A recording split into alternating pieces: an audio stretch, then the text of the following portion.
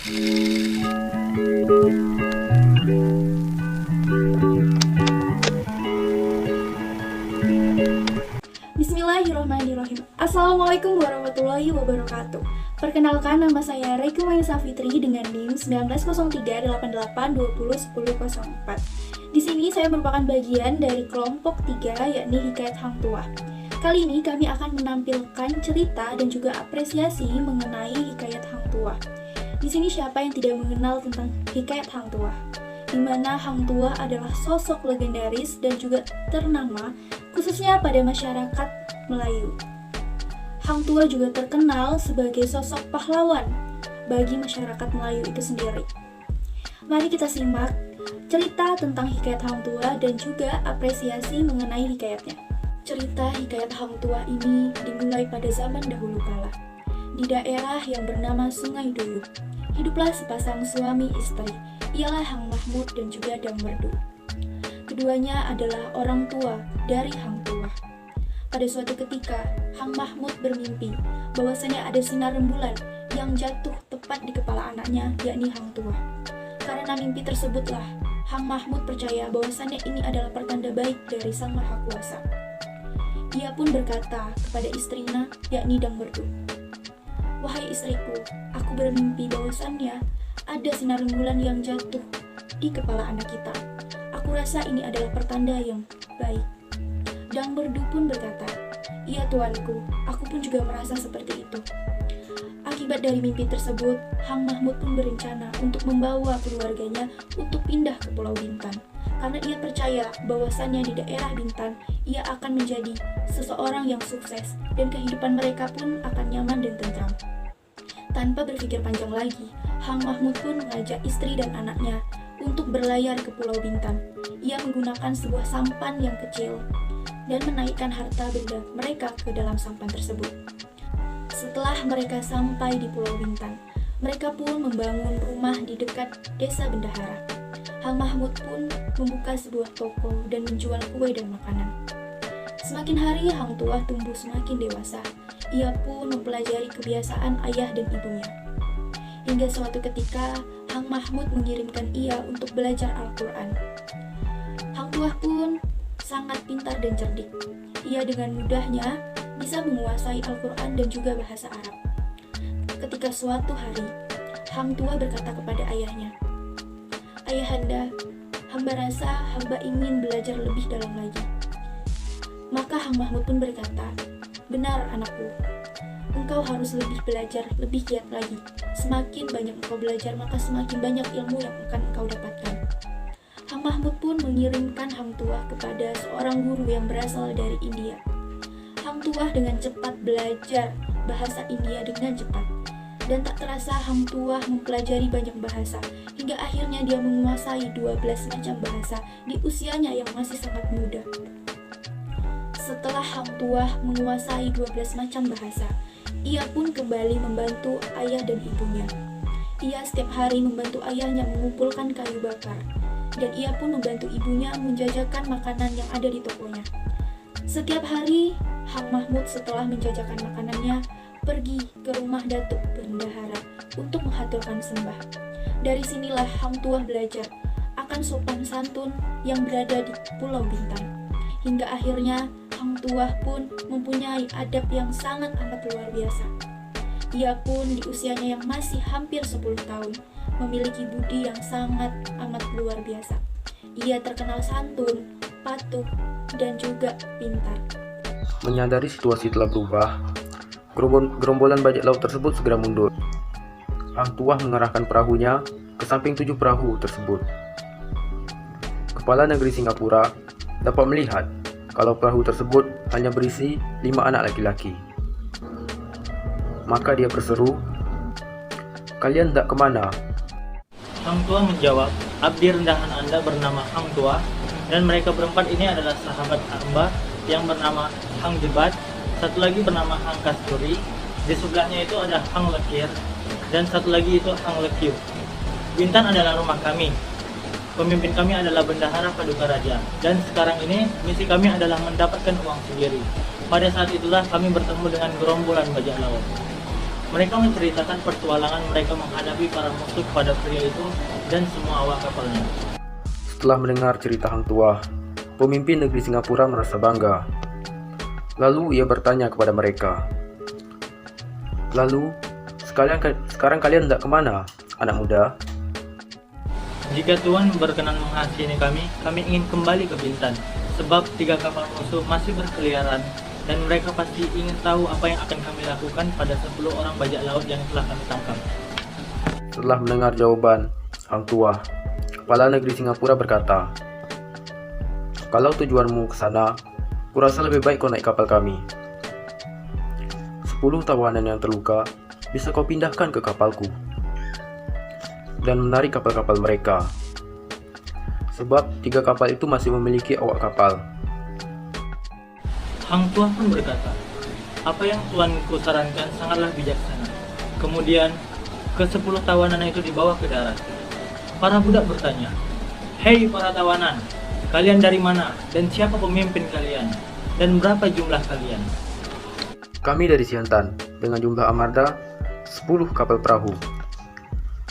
Pemimpin kami adalah Artanegara dan selain itu juga ada 10 kapal dari Jemaja yang semuanya sedang dalam perjalanan untuk menjarah Palembang. Sekarang dari 17 kapal itu, sebagian telah rusak sebab Patih Gajah Mada, Mangkubumi Raja Majapahit, telah memerintahkan seluruh pemimpin kerajaan jajahannya untuk menjarah Palembang, kemudian naik ke Bukit Seguntang dan merampoknya, sebab kami berada di bawah kekuasaan Majapahit." Setelah ke-10 tawanan tersebut berbicara, para budak pun selanjutnya melaporkan apa yang mereka dengar kepada pemimpin mereka. Sang pemimpin berkata, "Kalau begitu, ayo kita berlayar sekarang juga. Sebab kabar tersebut tidak diragukan lagi. Dan kalian berlima telah memberikan pengabdian sangat besar pada Paduka Raja." Maka, ke-7 kapal tersebut berlayar. Hang Tuah dan Hang Jebat menghadiahkan 500 sumpitan kepada sang pemimpin. Mereka masih bisa melihat gerombolan bajak laut di 3 kapal mereka ketika sang pemimpin melihat mereka. Dia mengatakan ingin mempersenjatai 3 kapal untuk menangkap mereka. Hang Tuah pun berkata, "Tuanku, 1 kapal saja sudah cukup. Dengan bantuan beberapa anak muda lainnya, kami berlima dapat mengalahkan musuh-musuh kami yang ada di kapal itu, tuanku." Sang pemimpin berkata, "Sabarlah anak-anak, aku lebih memilih menghadap Bendahara Paduka Raja terlebih dahulu dan memanfaatkan kesempatan itu untuk memperkenalkan kalian kepadanya, agar ia dapat mengajak kalian menghadap Paduka Raja. Kita akan menunggu keputusan Paduka Raja dan menjalankannya, karena kalian berlima telah melakukan pengabdian sangat besar." Setelah beberapa saat berada di laut, mereka pun tiba di Bintan. Hang Tuah dan ke-4 temannya berpamitan kepada sang pemimpin untuk pulang ke rumah mereka. "Teman-teman mudaku," kata sang pemimpin, "aku ingin mengunjungi desa kalian." Hang Tuah pun menjawab, "Kami berlima, tuanku. Para abdi rendahan tinggal bersama orang tua kami di desa Bendahara Paduka Raja." Kemudian sang kepala negeri berkata, "Baiklah kalau begitu, kita berpisah di sini. Tapi kalian jangan pernah melupakanku, karena kita adalah keluarga." Dia berteman dengan beberapa anak laki-laki seusianya.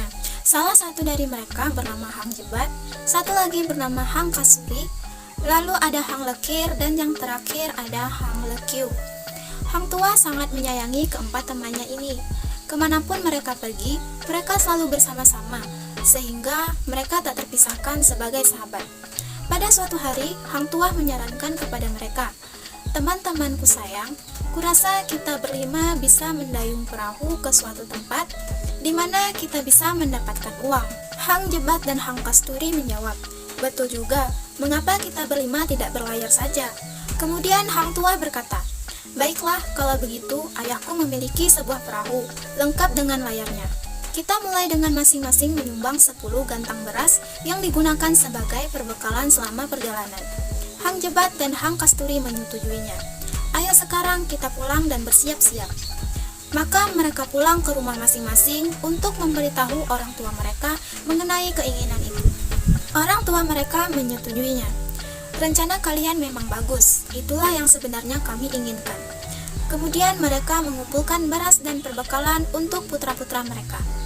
Hang tua diberi sebilah keris dan golok oleh ayahnya, dan masing-masing temannya juga menerima sebilah keris dan pisau pendek. Setelah mereka semua siap, mereka berpamitan kepada orang tua mereka masing-masing dan menaiki perahu, lalu berlayar menuju Pulau Tinggi. Setelah beberapa jam berada di laut, Hang tua melihat 3 kapal layar di kaki langit, sedang mendekati perahu mereka. Hang tua berkata, "Teman-temanku, sekarang waktunya untuk waspada. 3 kapal itu kelihatannya seperti kapal musuh." Ketika mereka menoleh untuk mengamati kapal-kapal itu, mereka tahu apa yang dikatakan Hang tua itu benar. Hang Jebat berkata, "Gerak-gerik mereka seperti kapal musuh. Sekarang, apa rencana kita?" Hang Kasturi berdiri dan berseru, "Mengapa kita harus takut? Inilah yang kita cari-cari, bertemu dengan kapal musuh."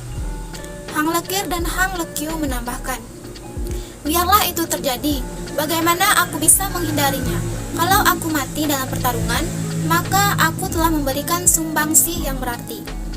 Hang tua tersenyum lalu berkata, "Para sahabatku, kurasa kita harus bertarung di darat, sebab perahu kita sangat kecil dan kita semua pasti akan dikalahkan oleh 3 kapal itu, karena semuanya besar dan bersenjata lengkap, serta diawaki oleh banyak orang. Tidak akan mudah bagi kita untuk mengalahkan mereka." Hang Kasturi menyampaikan rencananya, "Ayo kita lakukan apa yang benar secepatnya, sebab mereka semakin dekat." Maka Hang tua membelokkan perahu ke arah pulau. Ketika para bajak laut yang mengemudikan ketiga kapal itu melihat kelima anak laki-laki itu menuju pantai, mereka mengejar karena menganggap semua anak laki-laki itu mencoba melarikan diri dari mereka. Namun ketika mendekat, mereka dapat melihat kalau semua anak laki-laki itu sebaya dan ketiganya sangat tampan.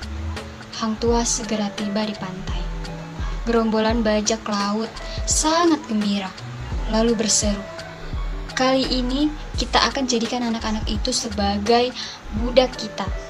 Dan tak lama, kemudian mereka juga berlabuh, ingin sekali menangkap kelima anak laki-laki itu.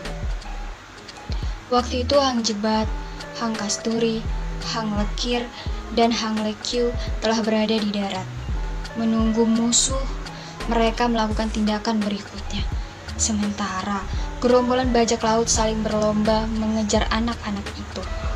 Pada saat yang sama, Hang tua dan keempat temannya masing-masing memegang 3 lembing. Ketiga gerombolan bajak laut menyerang Hang tua.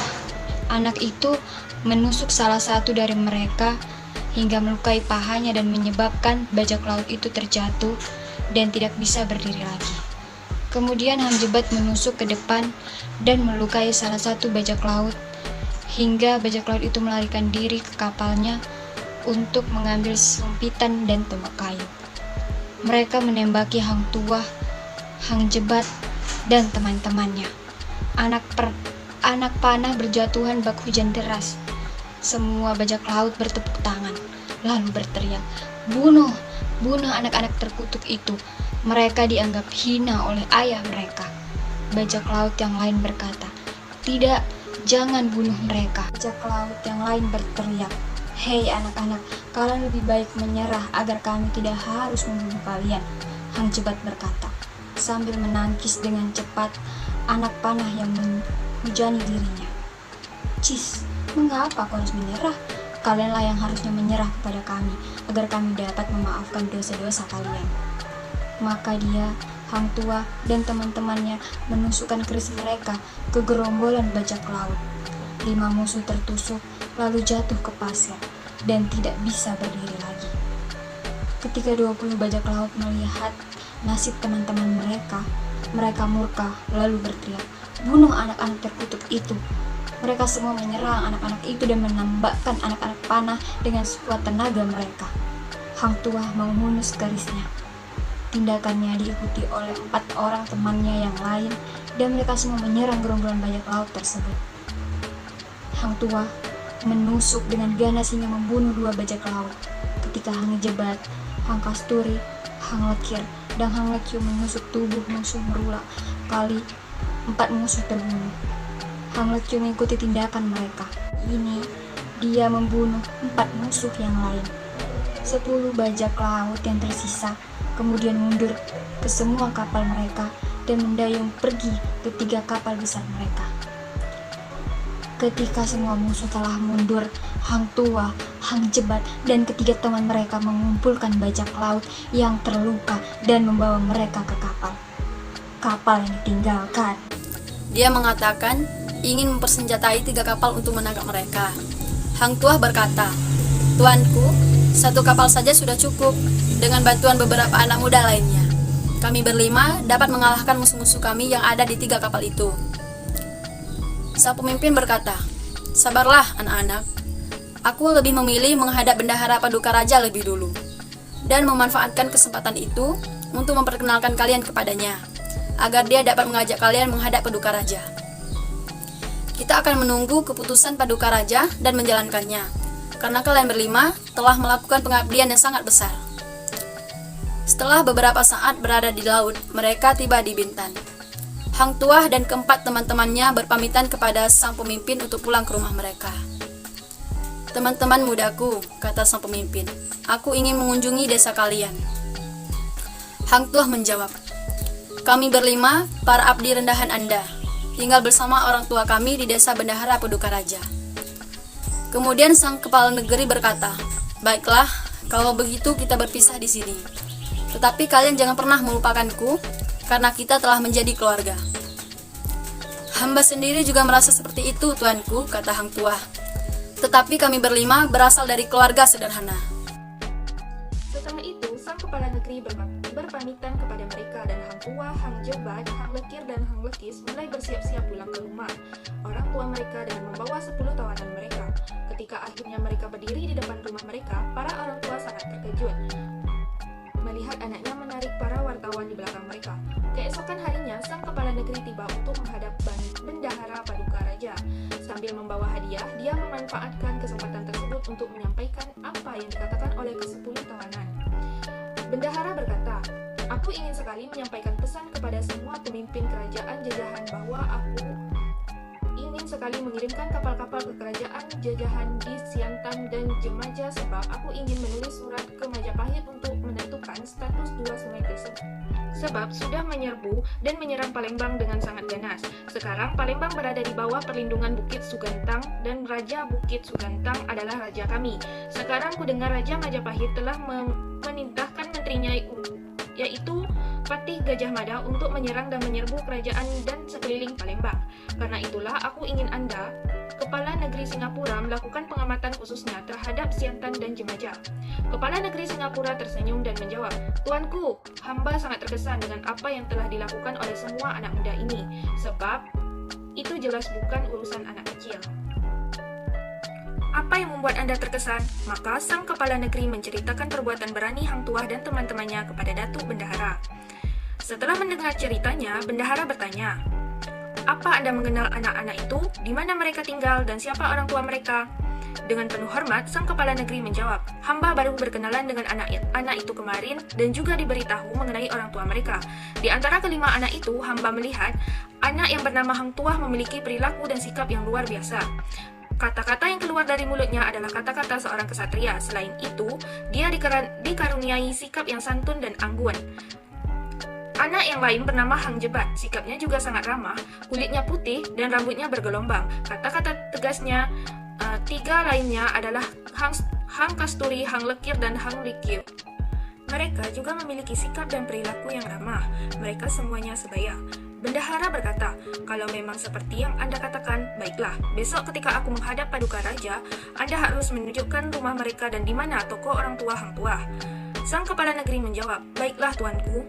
Kemudian dia dijamu dengan makanan upacara dan dihadiahi satu setel pakaian mewah lengkap. Akhirnya, sang kepala negeri berpamitan dan kembali ke kapalnya. Kebetulan pada saat itu 5 sekawan tersebut berbaring di dekat toko. Hang tua melihat sang kepala negeri pria itu mendekat. Lalu dia turun dari toko untuk memberi hormat.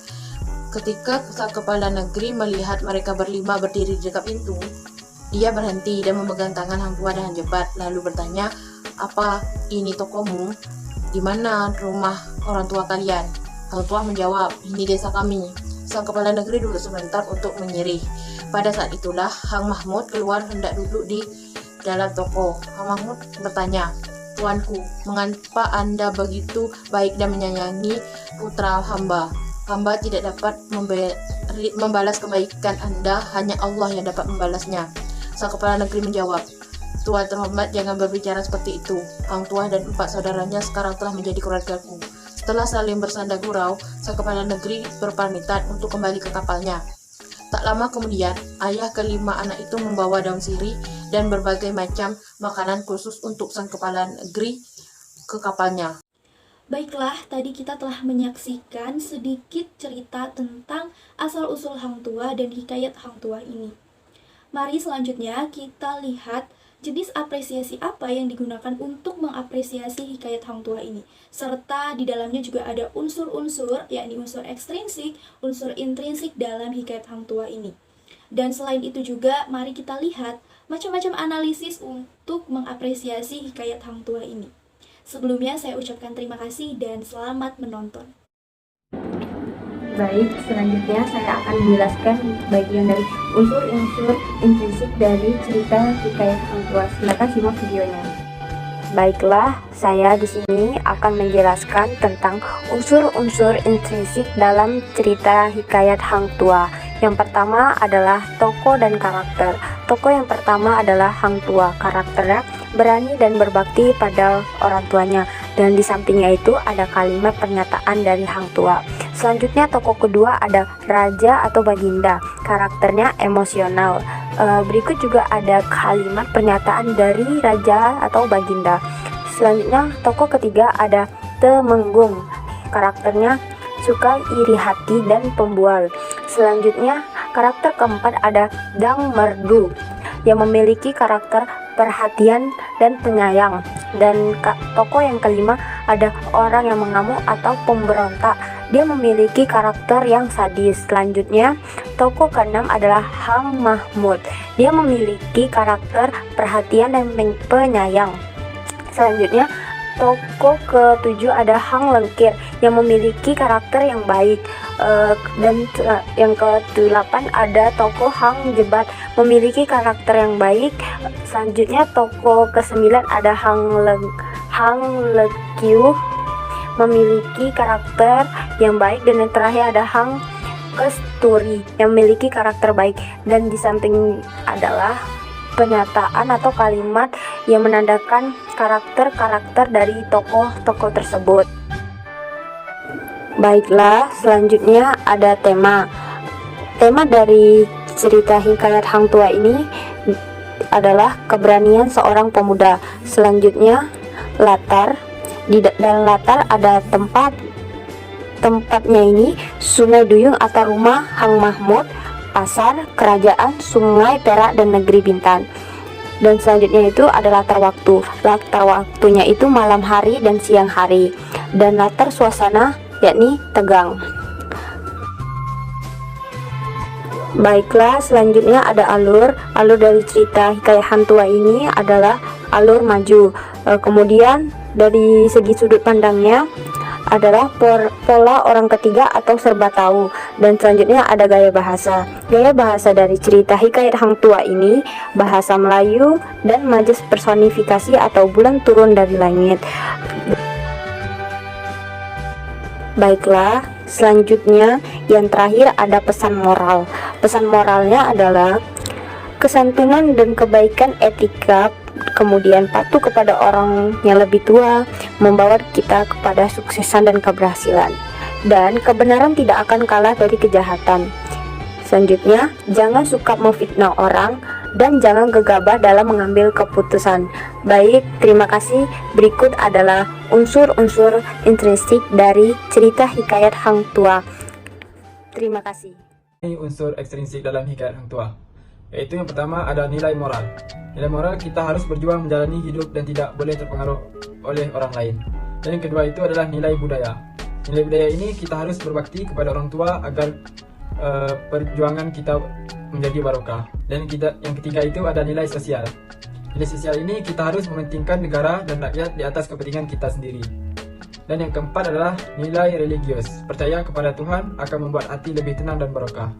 Dan yang terakhir ada nilai pendidikan, yaitu kejujuran, sopan santun, dan kerja keras akan bisa mengalahkan semua fitnah, iri, dan keburukan lainnya. Jenis apresiasi apa yang digunakan dalam cerita Hang Tuah? Sebelum kita mengetahui jenis apresiasi apa yang digunakan dalam cerita Hang Tuah, kita harus mengetahui apa itu apresiasi. Salah satu pengertian apresiasi menurut Kamus Besar Bahasa Indonesia adalah penilaian baik, penghargaan terhadap suatu karya-karya sastra atau karya seni. Pengertian apresiasi secara umum adalah suatu penghargaan atau penilaian terhadap suatu karya tertentu. Jenis apresiasi yang digunakan dalam cerita Hang Tuah adalah apresiasi estetis. Kenapa? Karena apresiasi estetis adalah apresiasi yang berkaitan dengan keindahan. Apabila kita ingin menilai suatu karya sastra, kita membutuhkan pengamatan dan penghayatan terhadap karya sastra tersebut. Di cerita Hang Tuah, banyaknya keindahan yang dapat kita ambil atau dapat kita nilai dan dapat kita lihat, sehingga dapat disimpulkan bahwasanya cerita Hang Tuah menggunakan jenis apresiasi estetis. Salah satu contoh cerita Hang Tuah yang mengandung keindahan adalah dari gaya bahasa yang digunakan. Contoh yang dapat kita lihat yaitu dari kalimat, dan malam itu juga Hang Mahmud bermimpi bulan jatuh dari surga dan cahayanya yang benderang menyinari kepala anaknya.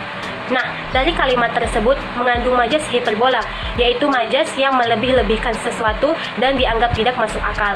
Jadi di sini sudah jelas bahwasanya cerita Hang Tuah mengandung banyaknya majas atau gaya bahasa yang digunakan sangat menarik dan sangat indah. Jadi apresiasi yang digunakan dalam cerita Hang Tuah yaitu jenis apresiasi estetis, yaitu apresiasi yang di dalamnya mengandung banyak nilai-nilai keindahan.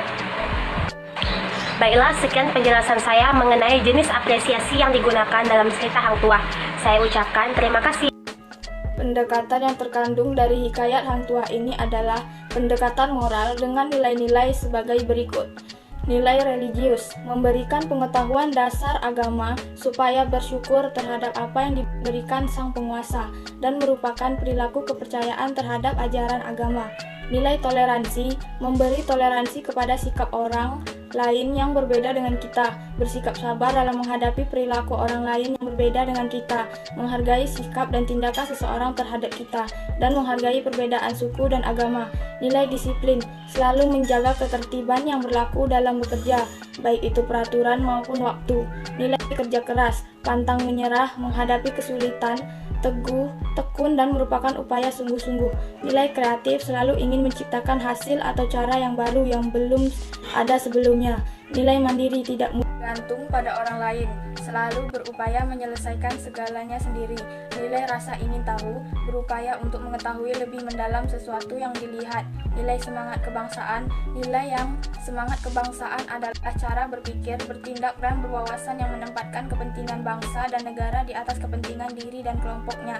Nilai cinta tanah air, menjaga kepedulian terhadap masa yang datang, menumbuhkan rasa cinta terhadap lingkungan sekitar, dan menunjukkan rasa cinta yang tinggi terhadap bangsa dan negara. Nilai menghargai prestasi, menghargai reputasi yang prestasi orang lain, dan nilai bersahabat, menjalin silaturahmi kepada sesama dan menunjukkan rasa senang bergaul. Nilai peduli sosial, rasa yang selalu ingin memberi pertolongan kepada orang lain. Nilai tanggung jawab, menjalankan tugas dan kewajibannya yang seharusnya ia lakukan. Dalam hikayat Hang Tuah ini kami menggunakan analisis pendekatan moral. Mengapa kami menggunakan pendekatan moral? Karena dalam hikayat Hang Tuah ini banyak sekali nilai-nilai moral yang dapat diambil. Dalam hikayat Hang Tuah ini, sosok Hang Tuah terkenal memiliki sifat yang patuh, santun, dan memiliki etika yang sangat amat luar biasa. Hang Tuah juga terkenal sebagai anak yang pintar, pemberani, dan juga cerdik. Dalam hikayat ini mengajarkan kita bahwasannya ketika kita memiliki sifat santun, patuh, dan juga mempunyai budi yang sangat amat baik, maka kita akan meraih sebuah kesuksesan dan kita pun akan lebih dihargai dan disegani oleh orang lain. Kita juga harus bersikap murah hati dan juga rendah hati. Karena apa? Karena sesama manusia kita juga membutuhkan bantuan dari orang lain. Itulah tadi beberapa analisis jenis apresiasi serta unsur-unsur yang terdapat dalam hikayat Hang Tuah. Tadi kita juga telah mendengarkan cerita dari hikayat Hang Tuah dari teman-teman kita tadi. Saya harapkan supaya teman-teman yang melihat cerita ini dapat mengambil nilai-nilai positif dalam hikayat Hang Tuah ini. Sebelum saya akhiri presentasi dan juga penampilan dari kelompok kami, alangkah baiknya jika saya mengucapkan sebuah pantun penutup. Jalan-jalan ke Sukabumi, singgah sebentar ke Taman Cendrawasih. Demikian presentasi kelompok kami. Mohon saran dan terima kasih. Wabillahi taufik walhidayah. Wassalamualaikum warahmatullahi wabarakatuh.